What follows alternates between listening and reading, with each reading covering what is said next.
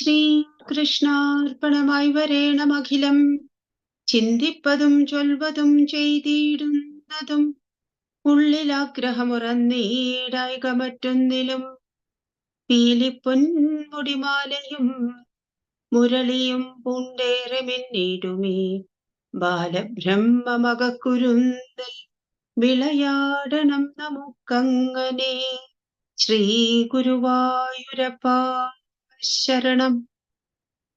സാന്ദ്രാനന്ദാവബോധാത്മകമനുപമിതം കാലദേശാവധിഭ്യാം നിർമുക്തം നിത്യമുക്തം നിഗമശതസഹസ്രേണ നിർഭാസ്യമാനം അസ്പഷ്ടം ദൃഷ്ടമാത്രേ പുനരുരു പുരുഷാർത്ഥാത്മകം ബ്രഹ്മതത്വം തത്താവദ്ഭാതി സാക്ഷാൽ ഗുരുപവനപുരേ ഹന്തഭാഗ്യം ജനാനാം.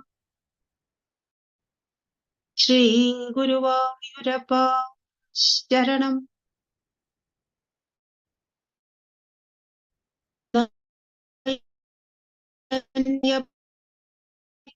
ഭജദുർമതമടക്കി വരം ചൂടൻ കാരുണ്യമംഗലരുളിയിടുക സർവകാലം.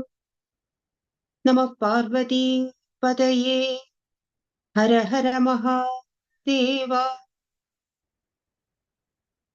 ജനനീം ശാരദാം ദേവീം രാമകൃഷ്ണം ജഗദ്ഗുരും പാദപദ്മേ തയോ ശ്രിത്വാ പ്രണമാമി മുഹുർമുഹു. ജഗദംബികാ സ്മരണം. ശ്രീമഹാദേവി നമഃ.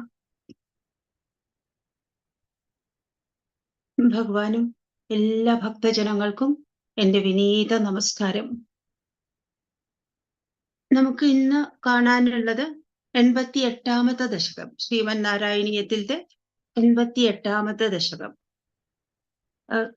ശ്രീമൻ നാരായണീയം ഭാഗവതത്തിന്റെ സംഗ്രഹമാണ്. നമ്മൾ തുടങ്ങിയത് കൃഷ്ണാവതാരത്തോടു കൂടിയാണ്. കൃഷ്ണാവതാരം ശ്രീമദ് ഭാഗവതത്തിലെ ദശമസ്കന്ധത്തില് കൃഷ്ണാവതാരം, കൃഷ്ണചരിതം, ഭഗവാന്റെ കഥ മുഴുവനും ദശമസ്കന്ധത്തിൽ പറയുന്നു. ദശമസ്കന്ധം ഉപസംഹരിക്കുന്ന സമയത്ത്, അവസാനിപ്പിക്കുന്ന സമയത്ത് അതിനെ ഒന്ന് ഏറ്റവും ചുരുക്കിയിട്ട് എത്രത്തോളം സന്തോഷം ഭഗവാൻ ആ കാലത്ത് ജനങ്ങൾക്ക് കൊടുത്തു. ഭഗവാനെ കാണുന്നത് സന്തോഷമായിരുന്നു, ഭഗവാന്റെ സാമീപ്യം സന്തോഷമായിരുന്നു, ഭഗവാന്റെ ചെയ്തികളും ചേഷ്ടകളും എല്ലാം ജനങ്ങൾക്ക് ഏറെ പ്രീതികരം. അത് സാധാരണ നിലയില്. പിന്നെ അതിനപ്പുറത്തുള്ള ഒരു വലിയ ക്യാൻവാസില് ഭൂമിക്ക് ഭാരമായിട്ടുള്ളവരെയൊക്കെ ഭഗവാൻ ഇല്ലാതാക്കി. അതോടൊപ്പം തന്നെ തന്നെ ഹനിക്കാൻ വേണ്ടി വന്ന അസുരന്മാർക്ക് പോലും മോക്ഷം കൊടുത്തു. ഭക്തന്മാരുടെ കാര്യം പറയാനേ ഇല്ല. ഇതൊക്കെയാണ് ദശമസ്കന്ധത്തിൽ പറയുന്നത്. ആ ദശമസ്കന്ധം മുഴുവനും നമ്മൾ 36-ാമത്തെ അധ്യായം തൊട്ടിട്ടാണ് തുടങ്ങിയത്, 36-ാമത്തെ ദശകം തൊട്ടിട്ട്. അതിൽ പറയുന്നത് ഭഗവാന്റെ ജനനത്തിന്റെ പ്രാദുർഭാവം, തുടക്കം, അതിനുള്ളൊരു ഇൻട്രഡക്ഷൻ. അതാണ് 36-ാമത്തെ ദശകത്തിൽ കണ്ടത്. അത് കഴിഞ്ഞ് 37-ാമത്തെ ദശകം തൊട്ട് അതിൽ ഭഗവാന്റെ ശ്രീകൃഷ്ണാവതാരം, അങ്ങനെ ഭഗവാന്റെ ബാലലീലകളൊക്കെ നമ്മൾ കണ്ടു. അത് കഴിഞ്ഞ് വൃന്ദാവനത്തിലെ രാസലീല, അതൊക്കെ കഴിഞ്ഞ് മധുരയ്ക്ക് പോയി. ഭഗവാന്റെ മധുരാലീലയിൽ പെട്ടതാണ് കംസവധം. പിന്നെ കുറെ ഭക്തന്മാർക്ക് അനുഗ്രഹം കൊടുത്തു. അതൊക്കെ കഴിഞ്ഞിട്ട് പിന്നെ ജരാസന്ധനെ വധിക്കുന്നുണ്ട്. അത് കഴിഞ്ഞ് ദ്വാരക സമുദ്രമധ്യത്തില് ഭഗവാൻ ഒരു നഗരം പണിത് തന്റെ ജനങ്ങളെ, യാദവന്മാരെ മുഴുവനും അങ്ങോട്ട് മാറ്റി താമസിപ്പിച്ച്. കാരണം എന്താ വെച്ചാല് ഭഗവാൻ ഇവിടെ അവർക്ക് പല ശത്രുക്കളെയും ഭഗവാന് നേരിടേണ്ടി വന്നു. ജരാസന്ധനെ ഒരു വശത്ത്, മറുവശത്ത് കാലയവനനെ. ആ സമയത്ത് ഭഗവാൻ സമുദ്രമധ്യത്തിൽ നഗരം പണിത് അവരെ അങ്ങോട്ട് മാറ്റി. അതിനുശേഷം ഭഗവാൻ 8 പട്ടമഹിഷിമാരെ സ്വീകരിച്ചത്. അത് കഴിഞ്ഞ് നരകാസുരനെ വധിച്ച് നരകാസുരന്റെ കാരാഗൃഹത്തിൽ കടന്നിരുന്ന 16,100 കന്യകമാരെ പത്നിമാരായി സ്വീകരിച്ചു. അവർക്കൊക്കെ സൗമംഗല്യം കൊടുത്തു, സനാഥത്വം കൊടുത്തു ഭഗവാൻ. അനാഥകളായിരുന്നു അവര്. അത് കഴിഞ്ഞ് പിന്നെ രാജസൂയത്തിന്റെ സമയത്ത് തന്നെ ജരാസന്ധനെ വധിക്കുന്നുണ്ട്. ജരാസന്ധനെ ഭഗവാനല്ല വധിക്കുന്നത്, ഭഗവാൻ അത് ഭീമന് വിട്ടുകൊടുത്തു. ഭീമന്റെ കൈകൊണ്ടാണ് ജരാസന്ധനെ മരിക്കാൻ യോഗം ഉണ്ടായിരുന്നത്. ആ സമയത്ത് പക്ഷേ ജരാസന്ധന്റെ കാരാഗൃഹത്തിലെ 20,000 രാജാക്കന്മാരുണ്ടായിരുന്നു. ആ രാജാക്കന്മാരെ മുഴുവനും മോചിപ്പിച്ച് അവർക്ക് മുഴുവനും അനുഗ്രഹം കൊടുത്തു. അങ്ങനെ ഭഗവാൻ സമന്ത പഞ്ചകത്തിലേക്ക് ഭഗവാൻ പോയതും, അക്രൂരൻ വന്ന് ഭഗവാനെ കൂട്ടി മധുരയിലേക്ക് പോയ ശേഷം പിന്നീട് ഒരിക്കലും കാണാതിരുന്ന ഗോപികമാരെ അവിടെ വെച്ച് കാണുന്നുണ്ട്. സമന്ത പഞ്ചക ആ സമയത്ത് തീർത്ഥാടനം ചെയ്യുന്ന സമയത്ത്. അങ്ങനെയൊക്കെ പറഞ്ഞ് ഭഗവാന്റെ മഹാഭാരത യുദ്ധത്തില് നമ്മൾ കഴിഞ്ഞ 2 ക്ലാസ്സിന് മുമ്പ് കണ്ടു. മഹാഭാരത യുദ്ധത്തില് ഭഗവാൻ എങ്ങനെയാണ് അർജുനന് തത്വം ഉപദേശിച്ചു കൊടുത്തിട്ട് അർജുനനെ കൊണ്ട് നല്ല ഭംഗിയായിട്ട് യുദ്ധം ചെയ്യിപ്പിച്ചു. കൊടുത്തത് ആധ്യാത്മികമായിട്ടുള്ള ഉപദേശമാണ്. അത് അവരവരെ ഏത് സ്റ്റേഷൻ ഓഫ് ലൈഫിലാണ് നിൽക്കുന്നത്, അതിലെ ധർമ്മം എങ്ങനെ പ്രവർത്തിക്കണം എന്നുള്ളതാണ് ഭഗവത്ഗീതയുടെ സന്ദേശം. അതൊക്കെ കഴിഞ്ഞ് നമ്മളിപ്പോ ഏകദേശം ഭഗവാന്റെ ജീവിതകാലത്തെ കഥകളുടെ അവസാനത്തേക്ക് വരികയാണ്. ഭഗവത് കഥകൾക്ക് അവസാനമില്ല. ഭഗവാന്റെ ലീലകള് പറഞ്ഞു തീർക്കാൻ പറ്റില്ല, അത്രയ്ക്കധികമാണ്. പക്ഷെ ഒരു ഗ്രന്ഥത്തിന്റെ ചട്ടക്കൂട്ടില്, ഭാഗവതം എന്ന ഗ്രന്ഥത്തിന്റെ ചട്ടക്കൂട്ടില് നിൽക്കുമ്പോൾ അതിനൊരു പരിമിതിയുണ്ട്. അപ്പൊ കഥകൾ പറയുമ്പോൾ ഭഗവാന്റെ കഥകളുടെ അതിന്റെ അന്തമില്ലാത്ത, അവസാനമില്ലാത്ത അതിന്റെ സ്വഭാവത്തെ സൂചിപ്പിച്ചുകൊണ്ട് കുറച്ച് കഥകൾ നമുക്ക് കിട്ടണം. ആ കഥകളുടെ ഒക്കെ അവസാനം ഏകദേശം സന്താന ഗോപാലത്തിലാണ് ഭാഗവതത്തിലുള്ളത്. ഇവിടെ നമുക്ക് ഇന്ന് കാണാനുള്ളത് സന്താന ഗോപാലം. ഇനി ഇത് കഴിഞ്ഞിട്ടുണ്ടെങ്കിൽ അടുത്തത് ഭൃഗു ഭഗവാനെ പരീക്ഷിച്ചതൊക്കെ പറയുന്നുണ്ട്. അത് കൃഷ്ണചരിതത്തിലുള്ളതല്ല, അത് മഹാവിഷ്ണുവിന്റെ കഥയാണ്.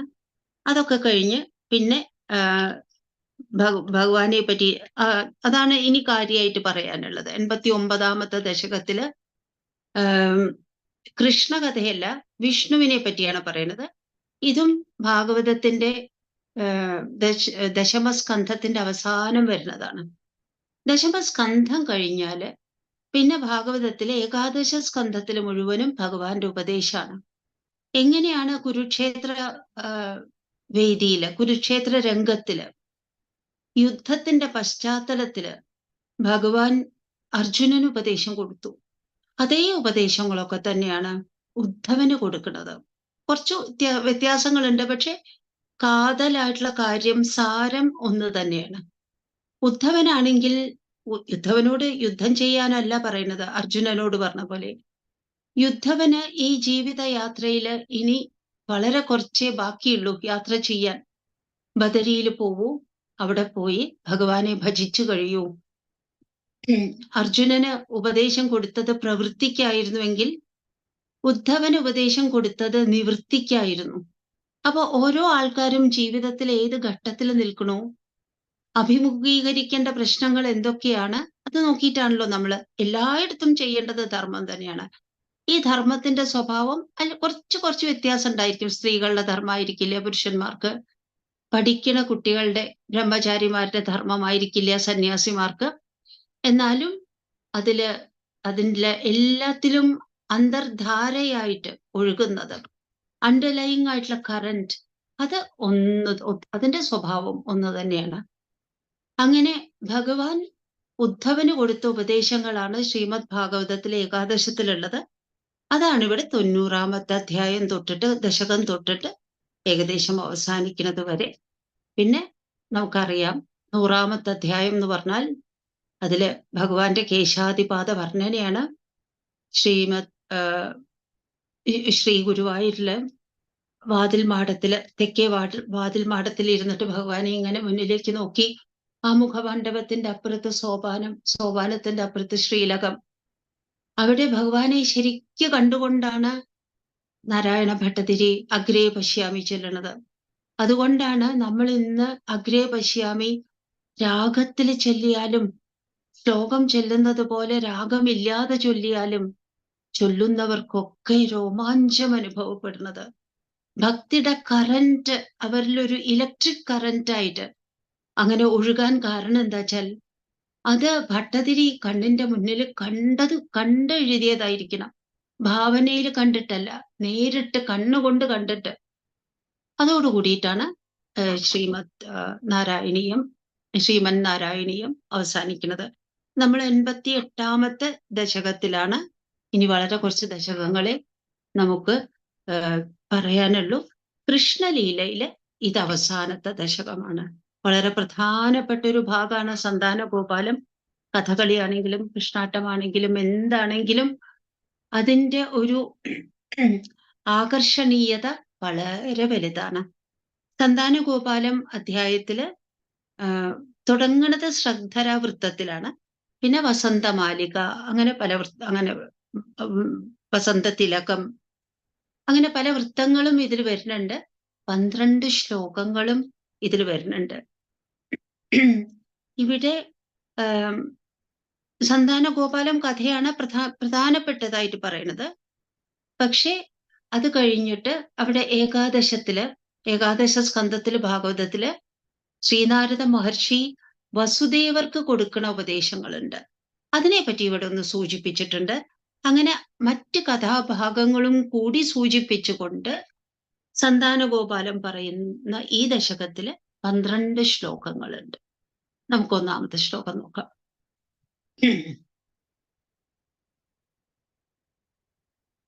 പ്രാഗേവാചാര്യപുത്രാ ഹൃദി നിശമനയാ സ്वीय षट्सूनुवीक्षां काङ्क्ष्यन्त्या मातरुक्त्या सुतलभुवि बलिं प्राप्यतेनार्पितां स्वं धातुशापात् हिरण्यान्वितकशिपु भवान् क्षौरिजान् कंसभग्नान् आनीयैनान् प्रदर्श्य स्वपदमनयथा पूर्वपुत्रान् मरीचे. നമ്മൾ നേരത്തെ ഭഗവാൻ സാന്ദീപനി മഹർഷിയുടെ ആശ്രമത്തിൽ പോയിട്ട് 64 ദിവസം കൊണ്ട് പഠിക്കേണ്ടതെല്ലാം സ്വായത്തമാക്കിയതെ പറ്റി കണ്ടു. അത് കഴിഞ്ഞിട്ട് ഭഗവാൻ ഗുരുവിനോട് ചോദിക്കും, എന്താണ് ഗുരുദക്ഷിണയായിട്ട് വേണ്ടത്? ഗുരു ഉടനെ ഗുരുപത്നിയോട് ചോദിക്കും, സ്വന്തം പത്നിയോട് ചോദിക്കും. പത്നിയോട് കൂടി അന്വേഷിച്ചിട്ട് ഭഗവാനോട് പറഞ്ഞത്, ഞങ്ങളുടെ പുത്രനെ പണ്ട് കാണാതെയായി, സമുദ്രത്തിൽ കാണാതെയായി, അങ്ങ് ആ കുഞ്ഞിനെ തിരഞ്ഞു കൊണ്ടുവന്ന് തരണം എന്ന് പറയും. അങ്ങനെ ഭഗവാൻ ആ കുഞ്ഞിനെ അന്വേഷിച്ചു പോകും. സമുദ്രത്തിൽ അന്വേഷിക്കും, സമുദ്രത്തിൽ ഇല്ല. അത് കഴിഞ്ഞ് യമസദനത്തിൽ പോയിട്ട് അവിടെ പോയി ആ കുട്ടിയെ മടക്കി കൊണ്ടുവന്നിട്ട് ഗുരുവിന് കൊണ്ടുവന്ന് കൊടുക്കും. ഭഗവാന് സാധിക്കാത്തതൊന്നുമില്ല. അഷ്ടദിക്പാലന്മാരുടെ മുകളിലും എല്ലാ ദേവന്മാരുടെ മുകളിലും ഭഗവാന് ഈശിതത്വമുണ്ട്. ഭഗവാൻ എല്ലാവരുടെയും ഈശനാണ്. അങ്ങനെയുള്ള ഭഗവാന് എല്ലാം സാധിക്കും. ഗുരുപുത്രനെ തിരിച്ചു കൊണ്ടുവന്ന് കൊടുത്തു. ഇതൊരു മഹാത്ഭുതമാണ്. സാധാരണക്കാർക്ക് നടത്താൻ പറ്റാത്തതാണ്. ഇതേ പറ്റിയൊക്കെ ദേവകി ദേവി കേട്ടിരുന്നു. ദേവകി ദേവിയുടെ അടുത്ത് വന്നിട്ട്, മധുരയിൽ വന്നിട്ട് അവിടെ നിന്നാണ് ഗുരുവിന്റെ അടുത്തേക്ക്, ഗുരുകുലത്തിലേക്ക് പോയത്. അപ്പൊ പഠിച്ച് തിരിച്ചു വന്നത് അമ്മയുടെ അടുത്തേക്ക് തന്നെയാണ്. അമ്മ ഇതൊക്കെ കേട്ടിരുന്നു. അങ്ങനെയുള്ള അമ്മയ്ക്ക് മനസ്സിലൊരാഗ്രഹം തോന്നും. മൃതനായ പുത്രനെ തിരിച്ചു കൊണ്ടുപോകാൻ ഭഗവാന് കഴിവുണ്ടെങ്കിൽ എന്റെ മൃതരായിട്ടുള്ള കുട്ടികള് അവരെ തിരിച്ചു കൊണ്ടുതരാൻ ഭഗവാന് കഴിയുമല്ലോ. അപ്പൊ ദേവകി ദേവിയുടെ കഥ നമുക്കറിയാം. ആദ്യം ജനിച്ച 6 കുട്ടികളെയും കംസൻ കൊന്നു. അത് കഴിഞ്ഞിട്ട് ബലരാമസ്വാമിയാണ് ദേവകി ദേവിയുടെ ഗർഭത്തിൽ ജനിച്ചത്. ആ ഗർഭത്തെ രോഹിണി ദേവിയുടെ, വസുദേവരുടെ മറ്റൊരു പത്നിയായ രോഹിണി ദേവിയുടെ ഗർഭത്തിലേക്ക് മാറ്റി. രോഹിണി ദേവി അന്ന് താമസിക്കുന്നത് നന്ദഗോപരുടെ കൊട്ടാരത്തിലാണ്. അതിലേക്ക് മാറ്റി. അത് കഴിഞ്ഞ് പിന്നെ ഭഗവാൻ തന്നെ ദേവകി ദേവിക്ക് ജനിച്ചു. അങ്ങനെയാണ് 7ാമത്തെ കുഞ്ഞ് ബലരാമസ്വാമി ആയിരുന്നു. 8ാമത്തെ കുഞ്ഞ് ഭഗവാനും. ഭഗവാനെ ബലരാമസ്വാമിയും ഭഗവാനെ മാത്രമേ യശോദാദേവിക്ക്, രോഹിണി ദേവിയും യശോദാദേവിയും കൂടിയാണ് അവരെ നന്ദഗോകുലത്തിൽ വളർത്തിക്കൊണ്ടുവന്നത്. അത് കഴിഞ്ഞ് അവര് തിരിച്ചു മധുരയ്ക്ക് വന്നപ്പോ അമ്മയ്ക്ക് ദേവകി ദേവിക്ക് അവരെ പേരെ മാത്രമേ കിട്ടിയുള്ളൂ. മറ്റേ 6 പേരെ കൂടി കിട്ടണം എന്നുള്ള ആഗ്രഹം ഭഗവാനോട് പറഞ്ഞു. പ്രാഗേവാചാര്യപുത്രാകൃതി നിശമനയാ, മുമ്പ് ഗുരുവിന്റെ പുത്രനെ, മരിച്ചുപോയ പുത്രനെ തിരിച്ചു കൊണ്ടുവന്നു കൊടുത്തു എന്ന് കേട്ടിട്ടുണ്ട് ദേവി, യശോദ ദേവകി ദേവി. സ്വീയ ഷട്സൂനുവീക്ഷം കാങ്ക്ഷ്യന്ത്യ മാതുരുക്ത്യാൻ. സ്വന്തം 6 കുട്ടികള്, മരിച്ചുപോയ കുട്ടികള്, അവരെ കാണാനുള്ള അമ്മയുടെ ആകാംക്ഷ, ആഗ്രഹം, അത് മകനോട് പറഞ്ഞു. മാതുരുക്തിയ, അമ്മയുടെ ആ വാക്കുകൾ കേട്ടിട്ട് ഭഗവാൻ അന്വേഷിച്ചു പോയി. എവിടെയാണ് എത്തിയത് അന്വേഷിച്ചിട്ട്? സുതലഭുവി ബലിം പ്രാപ്യതേനാർപ്പിതാം സ്വം. സുതലത്തില് ബലിക്ക് കൊടുത്ത സ്ഥലമാണ്, മഹാബലിക്ക് കൊടുത്ത സ്ഥലമാണ് സുതലം. സുതലത്തില് സ്വർഗത്തെക്കാൾ സുഖമുള്ള സ്ഥലമാണ് സുതലം. അവിടെയാണ് ഈ കുട്ടികൾ എത്തിച്ചേർന്നത്, ഈ 6 കുട്ടികളും എത്തിച്ചേർന്നത്. അവിടെ അന്വേഷിച്ച് ചെന്ന സമയത്ത് മഹാബലി സന്തോഷപൂർവം ആ 6 കുട്ടികളെയും ഭഗവാന്റെ കയ്യിൽ കൊടുത്തു. അങ്ങനെ ഭഗവാൻ അവരെ തിരിച്ചു കൊണ്ടുവന്നിട്ട് അമ്മയ്ക്ക് സമർപ്പിച്ചു. അപ്പോ എന്തുകൊണ്ടാണ് ഈ കുട്ടികൾ അങ്ങനെ അവിടെ എത്തിയത്? 6 കുട്ടികൾ എന്തുകൊണ്ടാണ് ഭൂമിയുടെ കണക്ക് പറയുമ്പോൾ മരിച്ചുപോയി, പക്ഷെ അവര് സുതലത്തിൽ സുഖമായിട്ടിരിക്കുന്നുണ്ടായിരുന്നു. എന്തുകൊണ്ടാണ് അങ്ങനെ സംഭവിച്ചത്? അവർക്ക് ബ്രഹ്മദേവന്റെ ഒരു ശാപം കിട്ടിയിരുന്നു. മുൻകാലത്ത് ഒരു ജന്മത്തില് അവര് മരീചി മഹർഷിയുടെ കുട്ടികളായിരുന്നു, 6 കുട്ടികള്. മരീചി മഹർഷി എന്ന് പറഞ്ഞിട്ടുണ്ടെങ്കിൽ വലിയൊരു തപസ്വിയാണ്. അവര് സാധാരണ മനുഷ്യരല്ല. അവര് താമസിച്ചിരുന്നത് തന്നെ ദിവ്യലോകത്താണ് ഈ കുട്ടികള്. ബ്രഹ്മദേവൻ സരസ്വതി ദേവിയെ സൃഷ്ടിച്ചു. സരസ്വതി ദേവിയെ സൃഷ്ടിച്ചതുകൊണ്ട് ബ്രഹ്മദേവന് ദേവി പുത്രിയാണ്. പുത്രിയെ കണ്ടിട്ട് ആ ഒരു താൻ സൃഷ്ടിച്ചതിന്റെ പരിപൂർണത, സൗന്ദര്യത്തിന്റെ മികവിന്റെ പരിപൂർണത കണ്ട ബ്രഹ്മദേവൻ സ്തബ്ധനായി നിന്നുപോയി. ആ ദേവിയെ സ്വന്തമാക്കാൻ വേണ്ടി ശ്രമിച്ചു, ആലിംഗനം ചെയ്യാൻ വേണ്ടി പുറപ്പെട്ടു.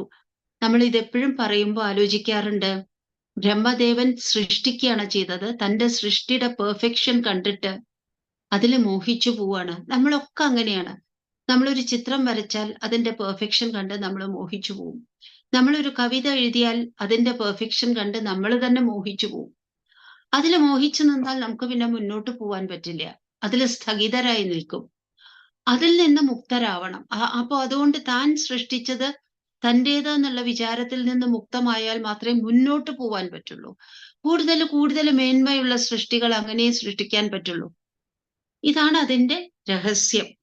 അപ്പൊ എന്തായാലും അങ്ങനെ ബ്രഹ്മദേവൻ ചെയ്ത സമയത്ത്, ആലിംഗനം ചെയ്യാൻ പുറപ്പെട്ട സമയത്ത് എല്ലാവരും ബ്രഹ്മദേവനോട് പറയും, ബ്രഹ്മദേവന്റെ കുട്ടികളായിട്ട് നിൽക്കുന്നവര് പോലും, കുട്ടികളുടെ സ്ഥാനത്തുള്ളവര് പോലും പറയും, അച്ഛാ ഇത് ചെയ്തത് ശരിയല്ല എന്ന് പറയും. എന്നിട്ട് പിന്നെ ബ്രഹ്മദേവൻ അത് മനസ്സിലാവണുണ്ട്. അതുകൊണ്ട് ഉടനെ തന്നെ തന്റെ ദേഹം ത്യജിച്ച് മറ്റൊരു ദേഹം സ്വീകരിച്ചു എന്നാണ് പറയുന്നത്.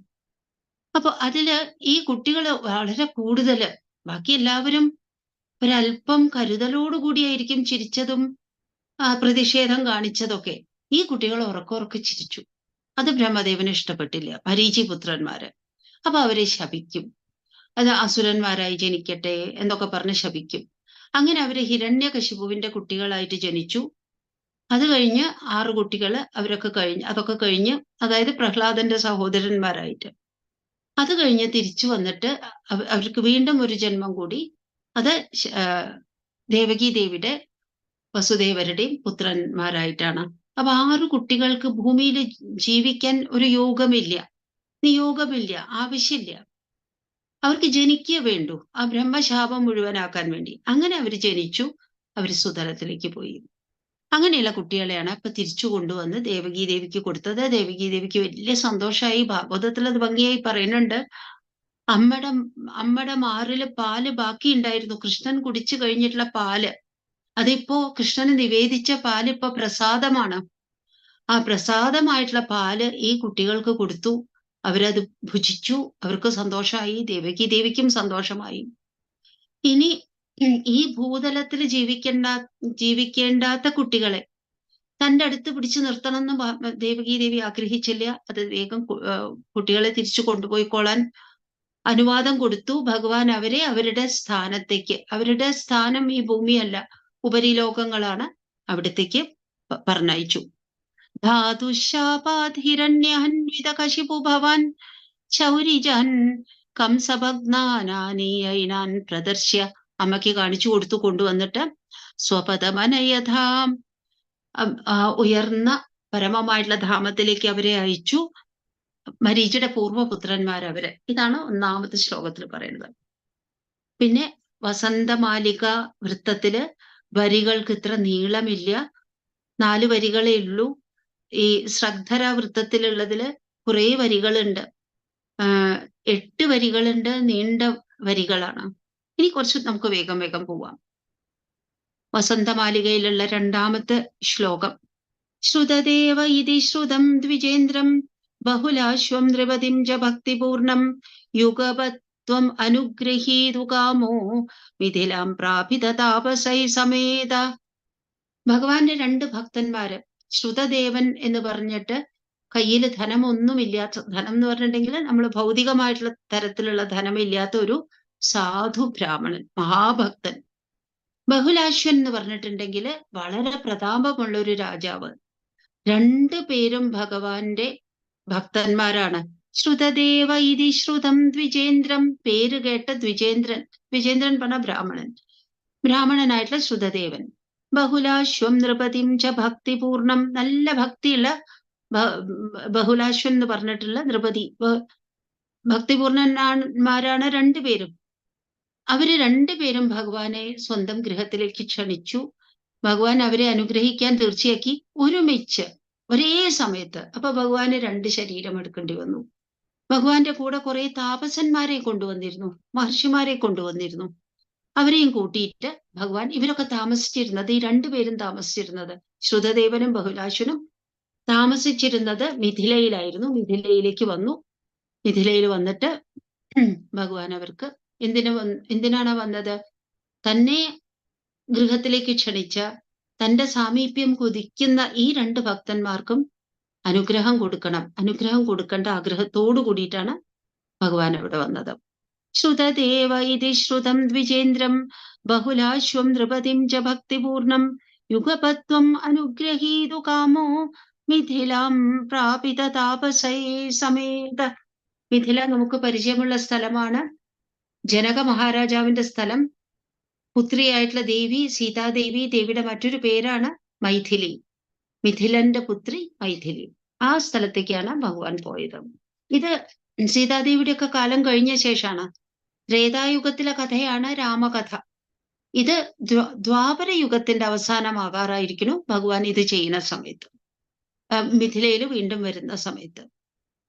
ഗച്ഛൻ വിമൂർത്തിരുഭയോർയുഗപന്നികേതമൈകേന ഭൂരി വിഭവൈർവിഹിതോപചാര അന്യേന തത്തിന ഭൃതൈശ്ച ഫലൗദനാദ്യേ തുല്യം പ്രസേദിത ദദാതച മുക്തിമാഭ്യം. ഒരു തരത്തിൽ ആലോചിക്കുമ്പോ മിഥില രാജ്യത്തില് പണ്ട് ഭഗവാൻ വന്നത് രാമാവതാര കാലത്ത്. ആ കാലത്ത് ഭഗവാൻ എന്താണ് ചെയ്തത്? എത്ര പേർക്കാണ് ഒരു സമയത്ത് ഭഗവാന്റെ അവതാരകാലം അവസാനിക്കുന്ന സമയത്ത് ഒറ്റയടിക്ക് ഒരു സ്ട്രോക്കില് എത്ര പേർക്കാണ് വൈകുണ്ഠപദം അനുഗ്രഹിച്ചു കൊടുത്തത്? ഇവിടെ ഭഗവാൻ വീണ്ടും കൃഷ്ണാവതാര കാലത്ത് വരുമ്പോ ഈ 2 പേർക്കും ഒരുമിച്ച് മോക്ഷം, അവരാഗ്രഹിക്കുന്നത് എന്താണ്? മോക്ഷം കൊടുക്കുക പറഞ്ഞാൽ അവര് മരിക്കണില്ലേ അപ്പോഴൊന്നും. അവർക്ക് അവരുടെ ഉപാസനയില് സാഫല്യം, പിന്നെ അവരുടെ മരണാനന്തരം അവർക്ക് മോക്ഷവും. ഗച്ഛൻ ദ്വിമൂർത്തിരുഭയോർയുഗപന്നികേതമേകേന ഭൂരി വിഭവൈർവിഹിതോപചാര. 2 പേരുടെ ഗൃഹത്തിലേക്കും, ഒന്ന് കൊട്ടാരാണ്, ബഹുലാശ്വന്റെ കൊട്ടാരത്തിലേക്കും ശ്രുതദേവൻ എന്ന ഭക്തന്റെ കുടിലിലേക്കും ഭഗവാൻ ഒരേ സമയത്ത് പോയി. അവിടെ ബഹുലാശ്വൻ പല പല തരത്തിലുള്ള ഉപഹാരങ്ങളെ കൊണ്ട് ഭഗവാനെ ഉപചാരപൂർവം ഭഗവാനെ സ്വീകരിച്ചു. അത് ഭഗവാൻ സന്തോഷത്തോടുകൂടി സ്വീകരിച്ചു. അതിനുശേഷം അതേ സമയം തന്നെ, ഒറ്റ സമയമാണ്, ഒരേ സമയത്ത് തന്നെ അതേ സമയത്ത് ഭഗവാൻ ശ്രുതദേവന്റെ ഗൃഹത്തിലും ഉണ്ടായിരുന്നു. അവിടെ ശ്രുതദേവൻ എന്താണ് ഭഗവാൻ അർപ്പിച്ചത്?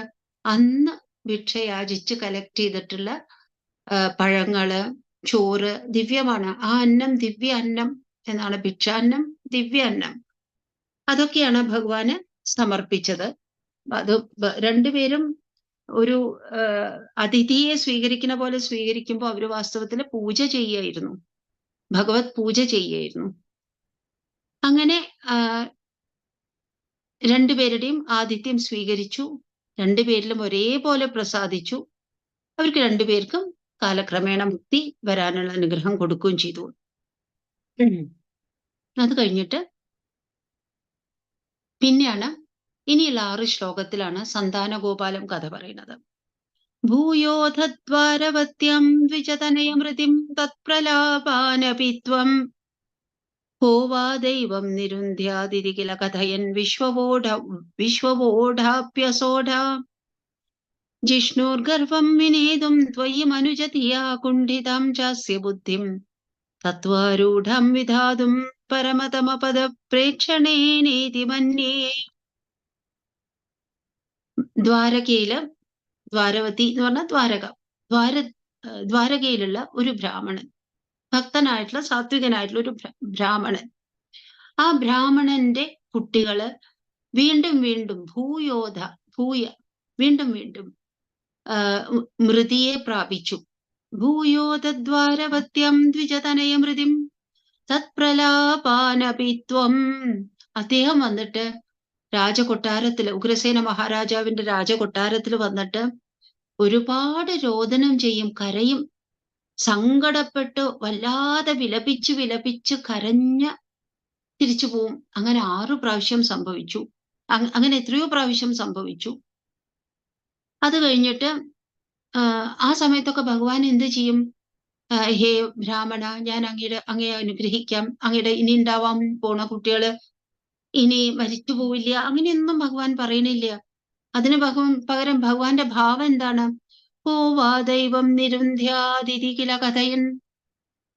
ആർക്കാണ് ദൈവത്തിന്റെ ദൈവം എന്ന് പറഞ്ഞിട്ടുണ്ടെങ്കിൽ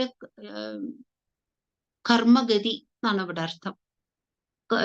കാലം അല്ലെങ്കിൽ കർമ്മഗതി, കാലത്തില് നമുക്ക് കിട്ടേണ്ട കർമ്മഫലം, അതിനെ ആർക്ക് തടുക്കാൻ പറ്റും? ദൈവത്തെ ആർക്ക് തടുക്കാൻ പറ്റും? അതായത് കർമ്മഫലത്തെ ആർക്ക് തടുക്കാൻ പറ്റും എന്ന് പറഞ്ഞിട്ട് ഭഗവാൻ അതെല്ലാം അവിടെ, ഭഗവാനും ഇതൊരു സഹനമാണ്. താൻ പ്രധാനിയായിരിക്കുന്ന കൊട്ടാരത്തിൽ വന്നിട്ട് ഇങ്ങനെ ഒരാൾ വിലപിക്കുമ്പോൾ അത് കണ്ട ഭാവം നടിക്കുന്നുണ്ട്. പക്ഷെ അതില് ആക്റ്റീവായിട്ട് അതിലൊന്നും പങ്കെടുക്കാതെ മാറി നിൽക്കുകയാണ് ഭഗവാൻ. അത് ഭഗവാൻ സഹിച്ച ആ ഒരു അവസ്ഥ സഹിച്ചു. വിശ്വത്തെ മുഴുവനും വഹിക്കുന്ന ഭഗവാൻ എന്തും ചെയ്യാൻ കഴിവുണ്ടെങ്കിലും അത് ഒരു സാധാരണക്കാരനെ പോലെ സഹിച്ചു. ജിഷ്ണോർഗർഭം വിനീതും ത്വയി മനുജതിയാ കുണ്ഠിതം ചാസ്യ ബുദ്ധിം. അതേസമയം ഇതെന്തിനായിരിക്കും ഭഗവാൻ ചെയ്തത്? ഭഗവാന് അർജുനനൊരു പാഠം കൊടുക്കാനുണ്ട്. അർജുനൻ എപ്പോഴും ഉള്ളിലൊരു ഗർവുണ്ട്. താൻ വില്ലാളി വീരനാണ്, സുന്ദരനാണ്, പലതും ഗർവുണ്ട്. ആ ഗർവ് ഇല്ലാതാക്കണം. അതിനുള്ള ഇത്രയും അധികം അർജുനൻ എന്തുകൊണ്ടാണ് ഭഗവാന്റെ അടുത്ത് നിന്നിട്ടും ഇത്ര അധികം രാജസിക ബുദ്ധി ഉണ്ടായത്? അഹങ്കാരം രാജസിക ബുദ്ധിയാണ്. എന്തുകൊണ്ടാണ്? കാരണം എന്താ വെച്ചാൽ ഭഗവാനാണെന്ന് കണക്കാക്കിയില്ല. ഭഗവാൻ ഒരു സാധാരണ മനുഷ്യനാണെന്ന് വിചാരിച്ചു. അങ്ങനെ ഭഗവാനെ സാധാരണ മനുജധിയാ കുണ്ഠിതാം ചാസ്യ ബുദ്ധിം, അങ്ങനെ മനുഷ്യനാണെന്ന് വിചാരിച്ച അർജുനന്റെ മങ്ങിപ്പോയ ബുദ്ധി, അതിനെ ഒന്ന് തെളിയിക്കാൻ വേണ്ടിയിട്ട് തത്വാരൂഢം വിധാതും പരമതമപദം പ്രേക്ഷണേ. അർജുനന് തത്വചിന്തയില് മുകളിലേക്ക് ഉയർത്തിക്കൊണ്ടുവേണം. അതിനു വേണ്ടിയിട്ടും അർജുനന് ഇപ്പൊ താൻ പറഞ്ഞു കൊടുത്താൽ അർജുനൻ എപ്പോഴും തന്നെ ഒരു സുഹൃത്തായിട്ടേ കാണുന്നുള്ളൂ. അതുകൊണ്ട് പറഞ്ഞു കൊടുത്താൽ എത്രത്തോളം അത് ഫലിക്കുന്നറിയില്ല. അതിനു പകരം അർജുനനെ വൈകുണ്ഠം കൊണ്ടുപോയി കാണിച്ചു കൊടുക്കാം. അങ്ങനെ വൈകുണ്ഠത്തിലെത്തുമ്പോ വൈകുണ്ഠ ദർശനത്തോട് കൂടിയിട്ട് അർജുനന് മനസ്സിലാവും ഈ തന്റെ സുഹൃത്ത് എന്ന് പറയുന്ന കൃഷ്ണൻ സാധാരണക്കാരനല്ല. അവിടെ കാണുന്നത് മഹാവിഷ്ണുവിനെയാണ്. മഹാവിഷ്ണു പറയുന്ന വാക്കുകൾ കേൾക്കും. അത് നമ്മൾ ഇനി കാണും എന്താ പറയുന്നത് എന്നുള്ളത്. മഹാവിഷ്ണുവിന്റെ വാക്കുകൾ കേട്ട് വൈകുണ്ഠത്തില് കുറച്ചു നേരം നിന്നാൽ അർജുനന്റെ മനസ്സിലെ ഈ അഹങ്കാരമൊക്കെ ഇല്ലാതാവും. അതിനൊരവസരം കൂടി ഉണ്ടാക്കുകയായിരുന്നു ഭഗവാൻ. അതെങ്ങനെയാണെന്നുള്ളത് അടുത്ത ശ്ലോകങ്ങളിൽ കാണും. നഷ്ടാ അഷ്ടാസ്യ പുത്രാ പുനരപി തവ തൂപേക്ഷയാ കഷ്ടവാദ സ്പഷ്ടോ ജാതോ ജനാനാമഥ തദവസരേ ദ്വാരകാമാരപാർത്ഥ മൈത്ര്യാ തത്രോഷിതോസൗ നവമസുതമൃതൗ വിപ്രവര്യപ്രരോദം ശ്രുത്വാ ചക്രേ പ്രതിജ്ഞാമനുപഹൃതസുത സന്നിവേക്ഷ്യേ കൃശാനും. അങ്ങനെ ഇവിടെ ഭഗവാന്റെ അവസ്ഥയെ പറ്റി പറയണു. ജനങ്ങൾ പറയുന്നതാണ്, ഇവിടെ മേൽപ്പത്തൂർ ആചാര്യൻ ഇവിടെ ഇരുന്ന് ഭഗവാനോട് ആ ഉണ്ടായ കഥകളൊക്കെ ഭഗവാനെ കേൾപ്പിച്ചു കൊടുക്കുകയാണ്.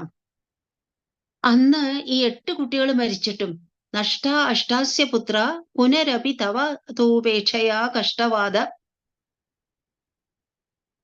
ആ സമയത്ത് ഇത്രയൊക്കെ ആയിട്ടും ഭഗവാൻ ഇപ്പോഴും ഉപേക്ഷയാണ് കാണിക്കുന്നത്, ഇൻഡിഫറന്റ് ആയിട്ട് കാണിക്കുകയാണ്. ഈ ഭഗവാന്റെ ഇൻഡിഫറൻസ് കണ്ടിട്ട് ജനങ്ങൾക്കൊക്കെ കഷ്ടം, ഇതാണോ ഭഗവാൻ ചെയ്യേണ്ടത് എന്ന് വരെ ജനങ്ങൾ പറയാൻ തുടങ്ങി. സ്പഷ്ടോ ജാതോ ജനാനവസരേ ദ്വാരകാമാരപാർത്ഥാം. ആ അവസരത്തിലാണ് പാർത്ഥൻ അവിടെ എത്തിയത്. സാധാരണ പാർത്ഥൻ എന്ന് പറഞ്ഞാൽ അർജുനൻ താമസിക്കുന്നത് ഹസ്തിനപുരത്തില്. ഇന്ദ്രപ്രസ്ഥം, ഹസ്തിനപുരം അതൊക്കെ ദ്വാരകയിൽ നിന്ന് അകലെയാണ്. പക്ഷെ ഇടയ്ക്കിടയ്ക്ക് ദ്വാരകയിൽ വന്ന് താമസിക്കും ഭഗവാൻ. അർജുനൻ എന്തിനു വേണ്ടി? മൈത്രിയാ തത്രോഷിതോസൗ. ഭഗവാന്റെ അടുത്ത് ഭഗവാന്റെ കൂട്ടുകാരനല്ലേ അർജുനൻ. ആ ചങ്ങാത്തം കാരണം എപ്പോഴും അവിടെ വന്ന് താമസിക്കും. അങ്ങനെയുള്ള പാർത്ഥൻ ഇപ്പോ നോക്കൂ, ഈ അവസരത്തില് അവിടെ എത്തിയ സമയത്ത് അർജുനന് ഇത് സഹിക്കാൻ പറ്റില്ല. ഒരു ബ്രാഹ്മണൻ വന്ന് തന്റെ കഷ്ടം അറിയിക്കുന്ന സമയത്ത് ഭഗവാൻ വളരെ ഇൻഡിഫറന്റ് ആയിട്ട് നിൽക്കുക, അല്ലെങ്കിൽ ഇതൊക്കെ കർമ്മഫലം അനുഭവിക്കാതെ പറ്റില്ല എന്നൊക്കെ പറയുക, ഇതുപോലെയൊന്നും അർജുനന് കാണിക്കാൻ പറ്റില്ല. അർജുനൻ എന്ത് ചെയ്തു? ഈ നവമ സുതമൃതവും 9ാമത്തെ കുട്ടിയും പോയ സമയത്ത് അവിടെ വന്നു. അർജുനൻ ആ സമയത്തേക്ക് ദ്വാരകയിലെത്തി. താമസിക്കാൻ വേണ്ടി വന്നതാണ്. ആ സമയത്തേക്ക് എത്തി. ആ വിപ്രവര്യന്റെ പ്രരോദനം കേട്ടു, ബ്രാഹ്മണന്റെ കരച്ചിൽ കേട്ടു. വിപ്രവര്യ പ്രരോദം ശ്രുത്വാ എന്ത് ചെയ്തു? ചക്രേ അനുപഹൃതസുത. ഞാൻ എന്തായാലും ഇനി ജനിക്കാൻ പോകുന്ന കുട്ടിയെ ഞാൻ രക്ഷിച്ച് അങ്ങയുടെ കയ്യിൽ ഏൽപ്പിച്ചു തരും എന്ന് പ്രതിജ്ഞ ചെയ്തു. സന്നിവേക്ഷ്യേ കൃശാനും. ഇനി അതിന് ആ പ്രതിജ്ഞ നടന്നിട്ടില്ലെങ്കിൽ ഞാൻ അഗ്നിപ്രവേശം ചെയ്യും. അതായത് തീ കൂട്ടിയിട്ട് അതിലേക്ക് ചാടി മരിക്കും, ഈ ആത്മാഹുതി ചെയ്യും എന്ന് പറഞ്ഞ് ആ വിപ്രനെ സമാധാനിപ്പിച്ചു. അപ്പൊ അദ്ദേഹം ആലോചിക്കുന്നില്ല, ഈ കൃഷ്ണനൊന്നും പറയാത്തിടത്ത് അർജുനൻ കയറി ഇത്രയൊക്കെ പ്രതിജ്ഞ ചെയ്യണു, ഇതൊക്കെ ശരിയാവോ എന്നൊന്നും വിചാരിക്കണില്ല. അദ്ദേഹത്തിന്റെ അവശതയില് അർജുനൻ ഇതൊക്കെ പറഞ്ഞു കേട്ടപ്പോ സന്തോഷമായിട്ട് തിരിച്ചുപോയി. അർജുനൻ എന്ത് ചെയ്തു? മാനീ സത്വാമപൃഷ്ട്വാ ദ്വിജനിലയഗതോ ബാണജൈലൈർമഹാസ്ത്രൈ രുന്ധാന സൂതിഗേഹം പുനരപി സഹസാ ദൃഷ്ടനഷ്ടേ കുമാരേ യാമ്യാമൈന്ദ്രീം തധാന്യാ സുരവര നഗരീർവിദ്യയാ സാധ്യ സദ്യോ മോഘോദ്യോഗ പതിഷ്യൻ ഉദഭുചി ഭവതാ സസ്മിതം വാരിതോ ഭൂത്. അർജുനൻ മാനിയാണ്, അഭിമാനിയാണ്, കുറച്ച് ദുരഭിമാനവുമുണ്ട്. അങ്ങനെയുള്ള അഭിമാനിയായിട്ടുള്ള അർജുനൻ ത്വാം അപൃഷ്ട, ഹേ ഭഗവാനെ, അങ്ങയോട് ചോദിക്കാതെ, മേൽപ്പത്തൂർ ആചാര്യൻ പറയാണ്, അങ്ങയോട് ചോദിക്കാതെ ആ അർജുനൻ ആ ബ്രാഹ്മണന്റെ വീട്ടിലേക്ക് പോയി, ഇല്ലത്തേക്ക് പോയി. ദ്വിജനിലയഗതോ, ബ്രാഹ്മണന്റെ ഇല്ലത്തേക്ക് പോയി. ബാണജാലൈർ മഹാസ്ത്രൈരുന്ധാനസൂതികേഹം, അവിടെ പോയിട്ട് ഇനി ഇനി വരാൻ പോകുന്ന കുട്ടിയെ ബ്രാഹ്മണ പത്നി പ്രസവിക്കുന്ന ആ സൂതിക ഗൃഹമുണ്ടല്ലോ, പ്രസവ മുറി, ആ മുറിയുടെ ചുറ്റും ബാണങ്ങളെ കൊണ്ട് ഒരു കൂടാരം തീർത്തു, ഒരു ശര കൂടാരം തീർത്തു. ഒറ്റ ആൾക്കും അതിൻ്റെ ഉള്ളിലേക്ക്, അർജുനൻ അയച്ചിട്ടുള്ള ബാണങ്ങളാണ്, അർജുനൻ ചമച്ചിട്ടുള്ള ശരകൂടാരമാണ്. അതിന്റെ ഉള്ളിലേക്ക് ഒരാൾക്കും കയറാൻ പറ്റില്ല, യമനോ ആർക്കും കയറാൻ പറ്റില്ല എന്നുള്ള ഭാവത്തില് വലിയ വലിയ മഹാസ്ത്രങ്ങളെ കൊണ്ട്, ബാണക്കൂട്ടങ്ങളെ കൊണ്ട്, അതായത് അമ്പുകൾ എത്രയോ അയച്ചിട്ട് അവിടെ ഒരു ശരകൂടാരം തീർത്തു. എന്നിട്ട് പിന്നെ എന്തുണ്ടായി? പ്രസവിച്ച സമയത്തോ ആ കുട്ടിയെ ഒന്ന് കണ്ടു, പ്രസവിച്ചു എന്ന് മാത്രം. മറ്റതൊക്കെ കുട്ടി മരിച്ചു പോവുക ചെയ്യുക, കുട്ടിയുടെ മൃതശരീരം കിട്ടും. ഈ കുട്ടിയുടെ ശരീരത്തോടു കൂടി കുട്ടി ഡിസപ്പിയർ ചെയ്തു, അപ്രത്യക്ഷമായി. അപ്പൊ നോക്കൂ, സാധാരണ മൃതശരീരം പോലും കിട്ടിയില്ല ഈ അച്ഛനമ്മമാർക്ക്. പ്രസവിച്ച ഉടനെ കുട്ടിയെ അവിടെ വെച്ച് കാണാനില്ലാതെയായി. അവിടുന്ന് അർജുനന് വല്ലാതെ പരിഭ്രമം തോന്നി. ദൃഢനിശ്ചയത്തോടു കൂടി എങ്ങനെയെങ്കിലും ഈ കുട്ടിയെ ഞാൻ എവിടെയാണെങ്കിലും കൊണ്ടുവന്ന് കൊടുക്കുന്നുള്ള മട്ടില് യാമ്യാം ഐന്ദ്രീം, യമന്റെ ഗൃഹത്തിലേക്ക് പോയി, ഇന്ദ്രന്റെ സ്വർഗത്തിൽ പോയി. തഥാന്യാസുരവര നഗരീർ, വലിയ വലിയ അഷ്ടദിക്പാലന്മാർക്കും ദേവന്മാർക്കും ഒക്കെ ഓരോരോ നഗരങ്ങളുണ്ട്, കൊട്ടാരങ്ങളുണ്ട്. ഓരോരോ അവരുടെ ഒക്കെ ഗൃഹങ്ങളിൽ പോയിട്ട് അന്വേഷിച്ചു. എങ്ങനെ പോവാൻ പറ്റിയത്? അർജുനന് യോഗവിദ്യ ഉണ്ട്. വിദ്യയാ സാധ്യ എല്ലാ സ്ഥലത്തേക്കും തന്റെ യോഗവിദ്യ കൊണ്ട് പോയി. അന്വേഷിക്കാൻ പോവാൻ പറ്റി, പക്ഷെ അന്വേഷണം സഫലമായില്ല, തിരിച്ചു വന്നു. മോഘോദ്യോഗ, വെറുതെയായി, എടുത്ത ശ്രമം മുഴുവനും വിഫലമായി. പതിഷ്യൻ ഹുതഭുജി ഭവതാ സസ്മിതം വാരിതോ ഭൂത്, ഹുതഭുജി അഗ്നിയില് ചാടാൻ വേണ്ടി പുറപ്പെട്ടു. ചാടി. ആ സമയത്ത് ഭഗവാൻ വേഗം വന്ന് ചിരിച്ചുകൊണ്ട്, ഹേ അർജുന, എന്ത് വിവരക്കേടാണ് നീ കാണിക്കുന്നത് എന്ന് പറഞ്ഞ് ചിരിച്ചുകൊണ്ട് അർജുനനെ തടഞ്ഞു. തടഞ്ഞ സമയത്ത് അർജുനനോട് പറയാണ്, ഈ എന്താണ്, ആത്മഹത്യ ഒന്നിനും പരിഹാരമല്ല. ഭഗവാൻ പറയാണ്, എൻ്റെ കൂടെ വരൂ, ഞാൻ നിനക്ക് ഇതിന്റെ പിന്നിലുള്ള രഹസ്യം കാണിച്ചു തരാം. എന്നിട്ട് കൊണ്ടുപോവാണ് എങ്ങടെ? വൈകുണ്ഠത്തിലേക്ക്. വൈകുണ്ഠത്തിലേക്കുള്ള യാത്രയാണ് ഇവിടെ പറയുന്നത്. ഭാഗവതത്തിൽ ഇത് വിസ്തരിച്ച് പറഞ്ഞിട്ടുണ്ട്. മേൽപ്പത്തൂർ ആചാര്യന്റെ സംഗ്രഹ ചാതുരി, എബ്രിജ് ചെയ്യാനുള്ള കഴിവ് വളരെ വലുതാ, കണ്ടൻസ് ചെയ്യാനുള്ള കഴിവ്. വലിയ വലിയ കഥാഭാഗങ്ങൾ ഒരൊറ്റ ശ്ലോകത്തില് അതിന്റെ മുഴുവൻ ഇഫക്റ്റ് ക്രിയേറ്റ് ചെയ്തുകൊണ്ട് ശബ്ദങ്ങളുടെ മുകളിൽ അത്ര സ്വാധീനമായിരുന്നു, ഭാവനാശക്തി അതിലധികമായിരുന്നു. വലുതായ സരസ്വതി പ്രസാദമുണ്ട്. ഈ ശ്ലോകമൊക്കെ വായിക്കുമ്പോൾ നമുക്കത് മനസ്സിലാവും. സാർദ്ധം തേന പ്രതീജിം ദിശമതിജവിനാസ്യന്തനേനാഭിയാതോ, അർജുനനോട് കൂടിയിട്ട്, തേന സാർദ്ധം, അർജുനനോട് കൂടിയിട്ട്, പ്രതീചിം, പടിഞ്ഞാറ് ഭാഗത്തേക്ക്. അങ്ങനെയാണ് ലോകത്തിന്റെ വർണ്ണനയില് പടിഞ്ഞാറ് ഭാഗത്തേക്ക് പോയി ലോകാലോക പർവ്വതം കടന്ന് വൈകുണ്ഠത്തിലേക്ക് പോവുകയാണ്. ദിശമതിജവിനാസ്യന്തനേനാഭിയാതോ, ഒരു രഥത്തിൽ കയറിയിട്ടാണ് പോണത്. ഭഗവാനും അർജുനനും രഥത്തിൽ കയറിയിട്ടാണ് മുകളിലേക്ക് പോണത്, വൈകുണ്ഠത്തിലേക്ക് പോകുന്നത്. വളരെ സ്പീഡിലാണ് പോണത്. ലോകാലോകം വ്യതീത സ്ഥിമിരഭരമധോ ചക്രധാംനാ നിരുന്ധൻ. ലോകാലോക പർവ്വതം കഴിഞ്ഞ് ഭൂമിയുടെയൊക്കെ അതിർത്തി കഴിഞ്ഞിട്ട് പിന്നെയും പോവുകയാണ്. ആ സമയത്ത് ഇവിടെ സൂര്യന്റെ പ്രകാശമില്ല, ഒന്നുമില്ല. ലോകാലോക പർവ്വതം കഴിഞ്ഞാൽ പിന്നെ കുറേ സ്ഥലം അഗാധമായിട്ടുള്ള അന്ധകാരമാണ്, ഇരുട്ടാണ്. ആ ഇരുട്ടിലൂടെ പോണ സമയത്ത് കുതിരകൾ, തേരിലാണ് പോണത്, കുതിരകൾക്ക് കണ്ണ് കാണാതെയായി. ആ സമയത്ത്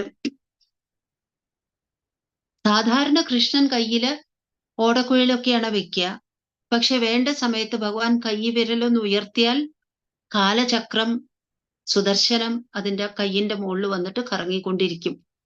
അങ്ങനെയുള്ള ചക്രം കൊണ്ട് ഭഗവാൻ പെട്ടെന്ന് സുദർശനത്തിന്റെ തിളക്കം സൂര്യനേക്കാൾ തിളങ്ങുന്നതാണ് സുദർശനം. അത് കാരണം ആ ഇരുട്ടുള്ള വഴികളില് കുതിരകൾക്ക് കണ്ണു കാണാൻ പറ്റി.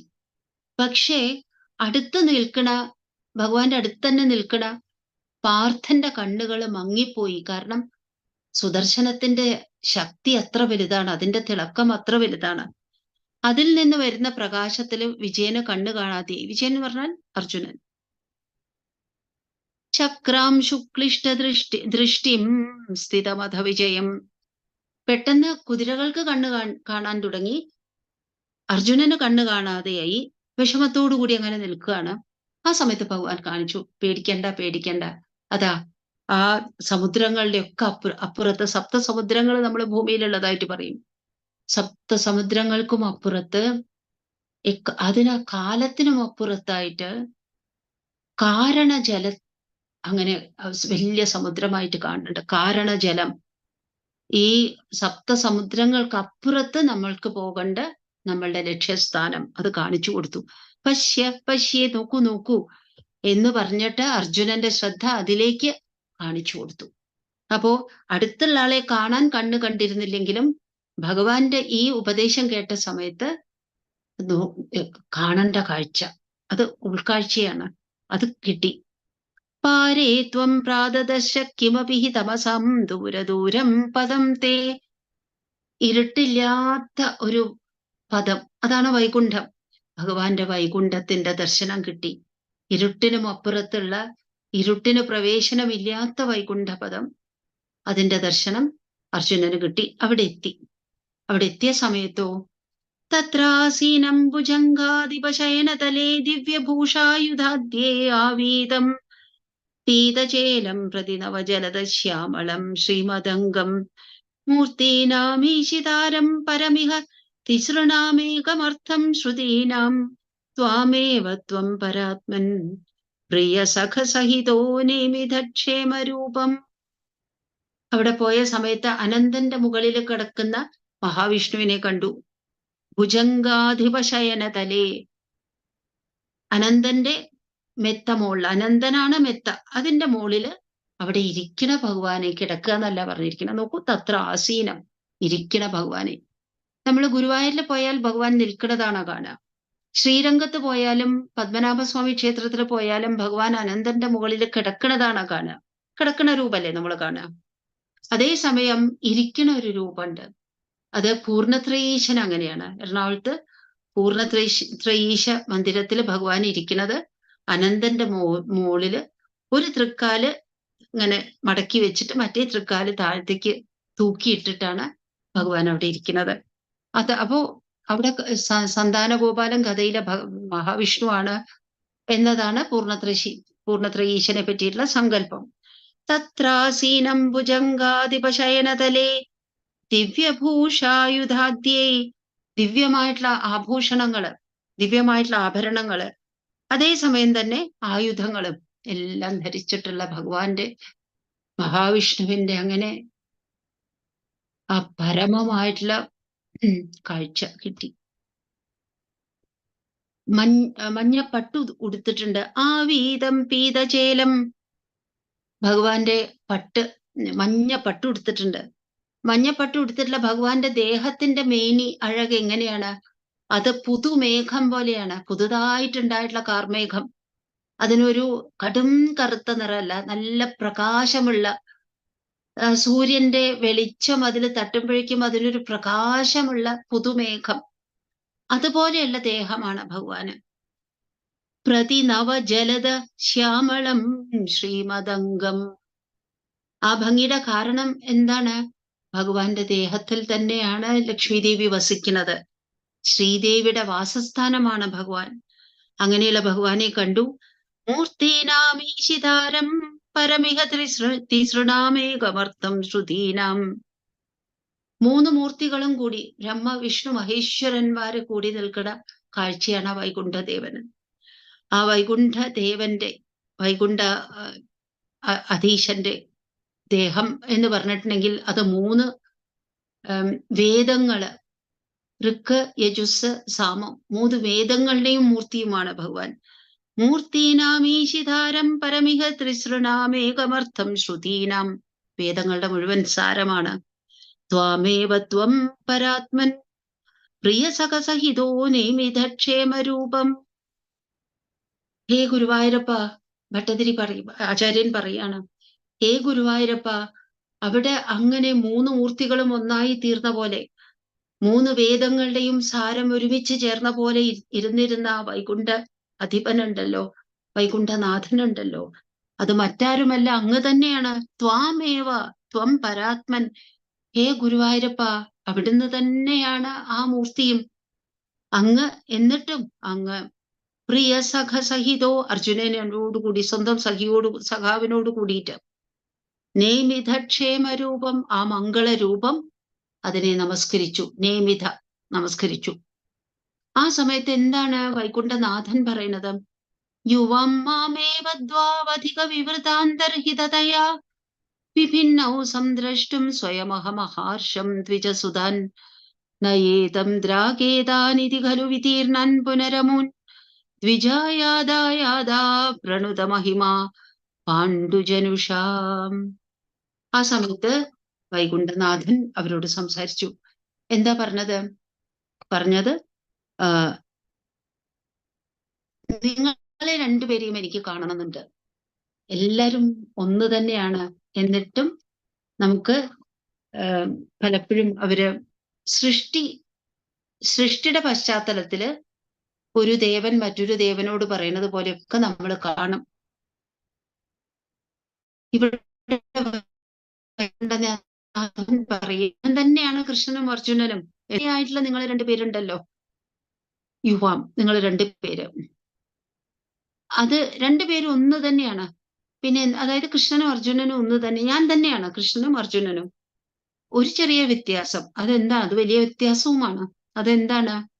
കൃഷ്ണനില്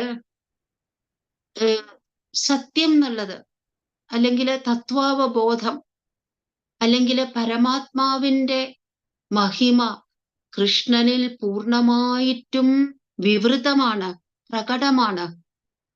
കൃഷ്ണനിൽ പരമാത്മാ എന്നുള്ള ആ ഭാവം അല്ലെങ്കിൽ അതിന്റെ മഹിമ മുഴുവനായിട്ടും പ്രകടിതമാണ്, പുറത്തേക്ക് കാണും.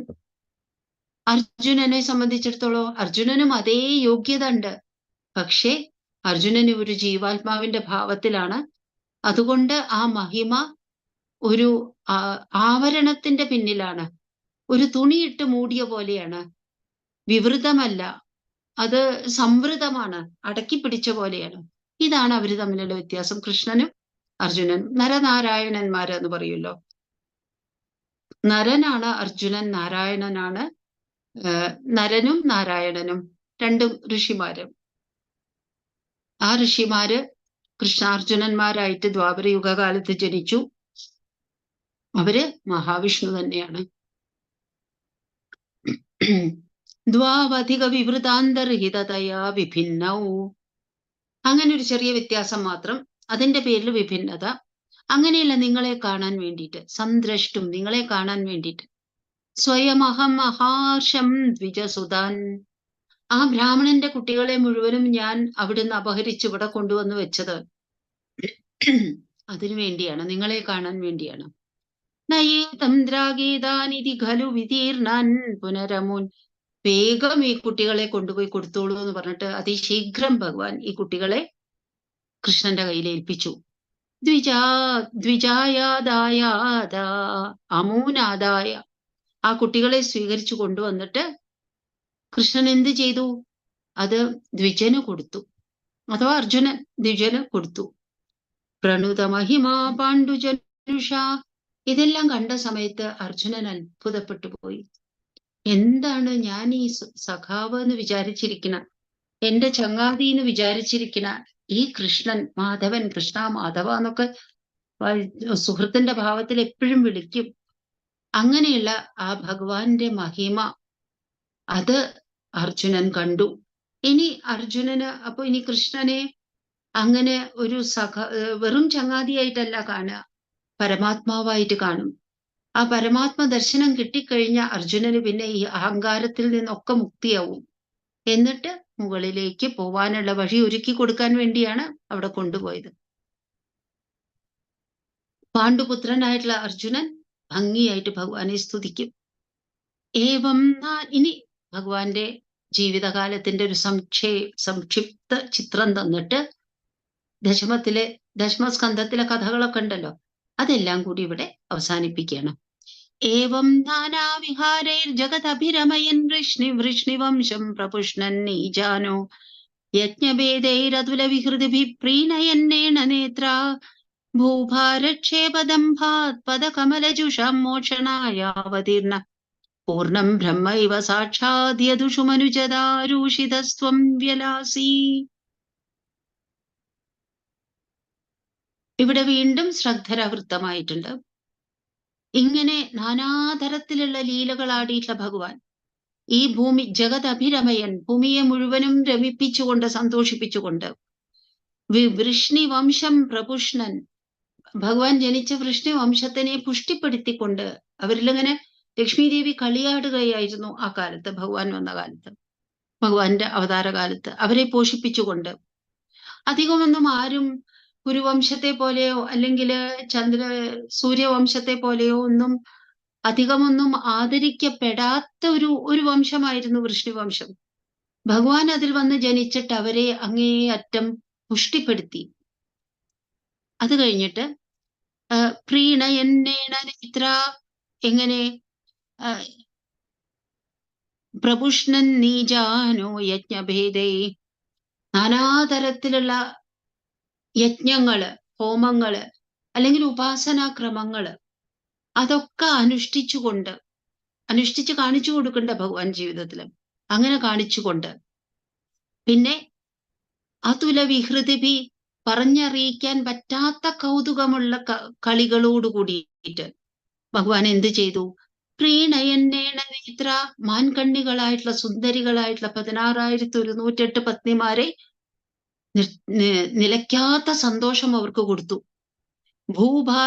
അതൊരു വശം. ഇനി വേറെ ഭഗവാന്റെ പേഴ്സണാലിറ്റിയുടെ മറ്റൊരു വശം, ഭൂഭാരക്ഷേപദംഭാത് പദകമലജുഷം മോക്ഷണായ അവതീർണ. ഭഗവാൻ ജനിച്ചത് ഭൂമിയുടെ ഭാരം തീർക്കാൻ വേണ്ടിയിട്ട്, ഭൂമിക്ക് ദ്രോഹമായിരിക്കുന്ന അസുരന്മാരെ കൊല്ലാൻ വേണ്ടിയിട്ട്. അത് ഒരു വശം, ശരിയാണത്. പക്ഷേ അതൊരു എക്സ്ക്യൂസ് മാത്രം. ഭഗവാൻ ഇവിടെ വന്നത് എന്തിനു വേണ്ടിയാണ്? ഭഗവാന്റെ പാദകമലങ്ങള്, താമരക്കാലുകള്, അത് അടിപണിത് കഴിയുന്ന ജനങ്ങളുണ്ട്, ഭക്തന്മാര്, അവർക്ക് മോക്ഷം കൊടുക്കാൻ വേണ്ടിയിട്ട്. ഭൂഭാരക്ഷേപദം ഭാത് പദകമലജുഷം മോക്ഷണായ അവതീർണ, അതിനുവേണ്ടിയാണ് ഭഗവാൻ അവതരിച്ചത്. പൂർണ്ണം ബ്രഹ്മൈവ സാക്ഷാത് യദുഷു മനുജതാരൂഷിതസ്ത്വം വ്യലാസി. അങ്ങനെ ഒരു സാധാരണ മനുഷ്യനെ പോലെ ഈ വലിയ വലിയ കഴിവുകൾ ഉണ്ടായിട്ട്, പൂർണ്ണബ്രഹ്മം തന്നെയാണ് ഭഗവാൻ, പൂർണ്ണബ്രഹ്മം തന്നെയായിട്ടുള്ള ഭഗവാൻ ഈ യദുകുലത്തിൽ വന്നിട്ട് സാധാരണ മനുഷ്യനെ പോലെ ജനിച്ചിട്ട് ഭഗവാൻ അങ്ങനെ വിലസി. ഭഗവാന്റെ കഥ സംക്ഷേപിച്ച് പറയുകയാണ് ചെയ്യുന്നത്. പിന്നെ അതോടുകൂടിയിട്ട് 90 അധ്യായങ്ങളുള്ള ദശമസ്കന്ധത്തിലെ കൃഷ്ണ കഥ കഴിഞ്ഞു. നമ്മൾ നേരത്തെ അനുസ്മരിച്ചതുപോലെ ശ്രീമദ് ഭാഗവതത്തില് ഇതൊക്കെ ഇതിന്റെ കൂടെ ഭൃഗുവിന്റെ കഥ പറയുന്നുണ്ട്. ഭൃഗു ഭഗവാനെ പരീക്ഷിച്ച കഥ. അത് ഇവിടെ അടുത്ത ഒരു ദശകത്തിൽ പറയാണ്. പിന്നെ ഭഗവാന്റെ ഉപദേശങ്ങളെ പറ്റി പറയുന്നുണ്ടല്ലോ, അതിന്റെ ഒരു തുടക്കം, അതിന്റെ ഒരു പശ്ചാത്തലം ഇവിടെ കാണിക്കുന്നുണ്ട് ഈ അടുത്ത ശ്ലോകത്തില്. അത് ശ്രീമദ് ഭാഗവതത്തില് ആ കഥാഭാഗം 11ാമത്തെ സ്കന്ധത്തിന്റെ തുടക്കത്തിലാണ്. പ്രായേണ ദ്വാരവത്യാ അവൃതദൈ തദാ നാരദസ്ത്വദ്രസാർദ്രസ്തസ്മാൻ ലേഭേ കഥാചിത് ഖലു സുഹൃതനിധി ത്വത്പിതാ തത്വബോധം സുഹൃതനിധി ത്വത്പിതാ തത്വബോധം ഭക്താനാമഗ്രയായി സച ഖലു മതിമാനുദ്ധവ ത്വത്വ ഏവ പ്രാപ്തോ വിജ്ഞാനസാരം സകില ജനഹിതായാധുനാസ്തേ ബദര്യം പ്രായേണ ദ്വാരവത്യാം അവൃതദയി തഥാ നാരദ സ്വദ്രസാർദ്ര തസ്മാൻ ലേഭേ കഥാചിത് ഖലു സുഹൃതനിധി ത്വത്പിതാ തത്വബോധം. നാരദന് ഒരിടത്തും ഇരിക്കാൻ പറ്റില്ല എന്നുള്ളൊരു ശാപം കിട്ടിയിട്ടുണ്ടെങ്കിൽ പോലും ആ ശാപമൊക്കെ ഭഗവാന്റെ അടുത്തെത്തുമ്പോൾ അതൊക്കെ ഇല്ലാതെയാവും. എപ്പോഴും എപ്പോഴും വന്നിട്ട് ദ്വാരകയിൽ താമസിക്കാറുണ്ടായിരുന്നു. മനസ്സലിഞ്ഞലിഞ്ഞ് ഭഗവാന്റെ അടുത്ത് ചേരുന്ന സമയത്ത് നാരദന് പലപ്പോഴും വേറെ അടുത്തിരിക്കാൻ പറ്റില്ല, ദ്വാരകയിൽ വന്ന് താമസിക്കും. അങ്ങനെ താമസിച്ചിരുന്ന കാലത്ത് ഭഗവാന്റെ പിതാവായിട്ടുള്ള വസുദേവര് ഒരിക്കല് ചില സംശയങ്ങൾ ചോദിക്കുന്ന സമയത്ത് ശ്രീനാരദ മഹർഷി വസുദേവർക്ക് തത്വങ്ങൾ പറഞ്ഞു കൊടുക്കുന്നുണ്ട്. അങ്ങനെ തത്വബോധം ശ്രീനാരദ മഹർഷിയുടെ കയ്യിൽ നിന്ന് വസുദേവർക്ക് കിട്ടി. പിന്നെയോ ഭക്താനാമഗ്രയായി സജ ഖലു മതിമാനുദ്ധവത്വത്വയേവ. ഉദ്ധവനാവട്ടെ, ഉദ്ധവൻ ബുദ്ധിമാനാണ്, ഭക്തന്മാരിൽ അഗ്രഗണ്യനാണ്, മുന്നിട്ട് നിൽക്കുന്നവനാണ്. അങ്ങനെയുള്ള ഉദ്ധവൻ ഭഗവാന്റെ കയ്യിൽ നിന്ന് നേരിട്ട് തന്നെ നാരദ മഹർഷിയിൽ നിന്ന് ഭഗവാന്റെ അച്ഛൻ തത്വം ഗ്രഹിച്ചുവെങ്കിൽ ഉദ്ധവർക്ക് അത് കൊടുത്തത് ഭഗവാൻ തന്നെയാണ്. പ്രാപ്തോ വിജ്ഞാനസാരം, ഉദ്ധവന് കിട്ടിയിട്ടുള്ള തത്വത്തെ പറ്റി പറയാണ്. വിജ്ഞാനസാരം സകില ജനഹിതായാധുനാസ്തേ ബദര്യം. ആ ഉദ്ധവൻ ഇപ്പൊ എവിടെയാണ്? ഭഗവാനിൽ നിന്ന് അനുഗ്രഹം നേടി, ഭഗവാനിൽ നിന്ന് ജ്ഞാനം നേടി. എന്നിട്ട് ഉദ്ധവനോട് പറയും ബദരികയിൽ പോയി വസിക്കൂ എന്ന് പറയും. ഇന്നും ബദരികയില് ഉദ്ധവനുണ്ട്. നമ്മൾ അവിടെ പോണ സമയത്ത് ബദരിക ആശ്രമത്തില്, ബദരി ക്ഷേത്രത്തില് നമ്മളിങ്ങനെ നിന്ന് തൊഴുകും. നരനാരായണന്മാരുണ്ട് ശ്രീലകത്തില്, കുബേരനുണ്ട്, ഉദ്ധവരുണ്ട്, അങ്ങനെ കുറെ ശ്രീനാരദ മഹർഷി, അങ്ങനെ പലരെയും നമ്മൾ അതിൻ്റെ ഉള്ളില് ഭഗവാന്റെ അടുത്ത് കാണും. എന്തിനു വേണ്ടിയാണ് ഉദ്ധവർ അവിടെ ഇരിക്കുന്നത്? ബദരി തന്നെ തപസ്സിന്റെ നാടാണ്, തപസ്സിന്റെ ഭൂമിയാണ്. തപോഭൂമിയായിട്ടുള്ള ബദരിയില് എന്തിനാണ് ഇപ്പോഴും ഉദ്ധവൻ ഇരിക്കുന്നത്? ജനഹിതത്തിന് വേണ്ടിയിട്ട്, ലോക കല്യാണത്തിന് വേണ്ടിയിട്ട് ഭഗവാനെ ഭജിച്ചിട്ട് അവിടെ ഇരിക്കുകയാണ്, നമുക്കൊക്കെ വേണ്ടിയിട്ട്. സോയം കൃഷ്ണാവതാരോ ജയതി തവ വിഭോ യത്ര സൗഹാർദ്ദ ഭീതി സ്നേഹദ്വേഷാനുരാഗ പ്രഭൃതിഭേരതുലൈരശ്രമൈര്യോഗഭേദൈ ആർത്തിം തീർത്വാ സമസ്താം അമൃതപദമഗു സർവദ സർവലോക സത്വം വിശ്വാർത്തി ശാന്ത്യൈ പവനപുരപദേ ഭക്തിപൂർത്യൈ ച ഭൂയാ. ഇങ്ങനെയുള്ള കൃഷ്ണാവതാരം, ഇതെല്ലാം പറഞ്ഞില്ലേ? ഇങ്ങനെയുള്ള കൃഷ്ണാവതാരം അത് ജയിക്കുന്നു, ജയിക്കുന്നു. ഹേ ഭഗവാനെ, അവിടുത്തെ കൃഷ്ണാവതാരം അത് ജയിക്കുന്നു. ഈ കൃഷ്ണാവതാരത്തിന്റെ ഒരു പ്രത്യേകത എന്താണെന്ന് വെച്ചാല്, പലർക്കും ഭഗവാനോട് സൗഹാർദ്ദം തോന്നി, പലർക്കും പേടി തോന്നി, ഭീതി, കംസനെ പോലെ. പലർക്കും സ്നേഹം തോന്നി, ഈ ശ്രീനാരദാദികളെ പോലെ, യുധിഷ്ഠിരാദികളെ പോലെ. പാഞ്ചാലി ദേവി, ഭഗവാനോട് സ്നേഹം തോന്നിയവരാണ് അവരൊക്കെ. ചിലർക്ക് ഭഗവാനോട് ദേഷ്യം തോന്നി. ശിശുപാലൻ തുടങ്ങിയവർക്കൊക്കെ ഭഗവാനോട് ദേഷ്യമായിരുന്നു. ഗോപികമാർക്കും രാധികാദേവിക്കും പത്നിമാർക്കുമൊക്കെ അനുരാഗമായിരുന്നു ഭഗവാനോട്. അങ്ങനെ പലതരത്തിലുള്ള വിചാരങ്ങളുള്ളവരായിരുന്നു ഉണ്ടായിരുന്നു. ശ്രീനാരദ മഹർഷി യുധിഷ്ഠിരനോട് പറയുന്നുണ്ട്, 7ാമത്തെ സ്കന്ധത്തില് ശ്രീമദ് ഭാഗവതത്തില് പറയുന്നുണ്ട്, ഗോപ്യ കാമാത്, ഗോപികൾക്ക് ഭഗവാനോട് കാമമായിരുന്നു. കാമം കൊണ്ട് ഗോപികള്, ഭയം കൊണ്ട് കംസൻ, ദേഷ്യം കൊണ്ട് ശിശുപാലൻ തുടങ്ങിയവര്, പിന്നെ വൃഷ്ണി വംശത്തിലുള്ള ജനങ്ങൾക്ക് ബന്ധം കൊണ്ട്, കൃഷ്ണൻ ഞങ്ങളുടെ കുടുംബത്തിലുള്ള ആളാണെന്നുള്ള ബന്ധം കൊണ്ട്. പിന്നെ ഹേ യുധിഷ്ഠിര, നാരദ മഹർഷി പറയാണ്, യുധിഷ്ഠിര, അങ്ങും അങ്ങയുടെ സഹോദരന്മാരും കുന്തിദേവിയും ഒക്കെയോ സ്നേഹം കൊണ്ട്, ഞങ്ങളെ പോലെയുള്ള ഋഷിമാര്, നാരദ മഹർഷി സ്വന്തം പറയാണ്, ഋഷിമാര് ഞങ്ങൾ ഭക്തി കൊണ്ട്. ഇങ്ങനെയാണ് ഭഗവാനെ ഓരോരുത്തരും കൃഷ്ണാവതാര കാലത്ത് ആരാധിച്ചത്. അതിനെപ്പറ്റി തന്നെയാണ് ഇവിടെ പറയുന്നത്. സ്നേഹദ്വേഷാനുരാഗ പ്രഭൃതിഭി അതുലൈ അശ്രമൈർ യോഗഭേദൈ. സാധാരണയുള്ള യോഗമാർഗങ്ങളൊക്കെ വളരെ ക്ലിഷ്ടമാണ്, കഷ്ടമാണ് അതൊക്കെ ചെയ്തു തീർക്കാൻ. എന്നാലോ ഈ ഭാവങ്ങളോ, മനസ്സിലെ ഫ്രണ്ട്ലിനെസ്, പേടി, സ്നേഹം, ദേഷ്യം, അനുരാഗം, ഇതൊക്കെ നമ്മളുടെ മനസ്സിൽ സ്വാഭാവികമായിട്ട് നാച്ചുറൽ ആയിട്ട് ഉണ്ടാവുന്നതാണ്. ഇത് ജനിപ്പിക്കാൻ നമ്മളിങ്ങനെ യോഗ ഹോമം ചെയ്യണത് പോലെയുള്ള കഷ്ടോ, യാഗം ചെയ്യുന്നത് പോലെയുള്ള ബുദ്ധിമുട്ടുകളോ ഒന്നുമില്ല ഈ ഭക്തിഭാവം ജനിപ്പിക്കാൻ. കാരണം ഇത് നമ്മളുടെ നാച്ചുറൽ ആയിട്ടുള്ളതാണ് ഈ ഭാവം. അതിലൂടെ ഭഗവാൻ എന്ത് ചെയ്തു? ജനങ്ങളുടെ ആർത്തി തീർത്തു. ആർത്തി എന്ന് പറഞ്ഞിട്ടുണ്ടെങ്കിൽ കഷ്ടം, സങ്കടം, ദുഃഖം തീർത്തു കൊടുത്തു. അതിനെ ആർത്തിയിൽ കൂടെ കടത്തി കൊടുത്തു, അങ്ങേപ്പുറത്തേക്ക് കടത്തി കൊടുത്തു.